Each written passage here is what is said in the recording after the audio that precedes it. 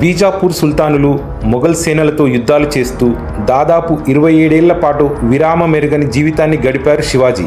17 ఏళ్ల వయసులో ఆయన యుద్ధరంగంలో అడుగుపెట్టాడు. తన జీవిత కాలంలో 300 కోటలను జయించారు. అందులో రాయగఢ్, సింహగఢ్, తోర్నా కోట, పురందర్ కోట ముఖ్యమైనవి కాగా వ్యూహాత్మకమైనవి కూడా.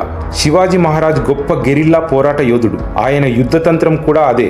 తక్కువ సైన్యంతో అపూర్వ యుద్ధాలు చేసి గొప్పగా రాజ్యాన్ని నిర్మించారు. నదీ తీరంలో, సముద్ర తీరంలో కోటలను నిర్మించి విదేశీయులను కట్టడి చేయగలిగారు. భారత నావికాదళ పితామహుడిగా ఆయనకు పేరు కూడా ఉంది. యుద్ధ వ్యూహాలు రచించడంలో ఆయన దిట్ట. ఎక్కడ తగ్గాలో, ఎక్కడ నెగ్గాలో తెలిసిన వ్యక్తి కూడా. మొఘల్ చక్రవర్తి ఔరంగజేబుతో కయ్యానికి కాలు దువ్వినట్టుగా కనపడే శివాజీ అదే సమయంలో సంధికి కూడా సిద్ధమై యుద్ధ తంత్రాన్ని నడిపేవారు. ఎక్కడా తలవంచని ధీరత్వం ఆయనది. 2 అడుగులు వెనక్కి వేసి 4 అడుగులు ముందుకు వేసే స్వభావం. 1674లో ఆయన్ను రాయగఢ్ కోటలో ఛత్రపతిగా కీర్తిస్తూ క్షత్రియులు అందరికీ అధిపతిగా ప్రకటించారు. ఆనాటి నుంచి ఆయన ఛత్రపతి శివాజీ అయ్యారు.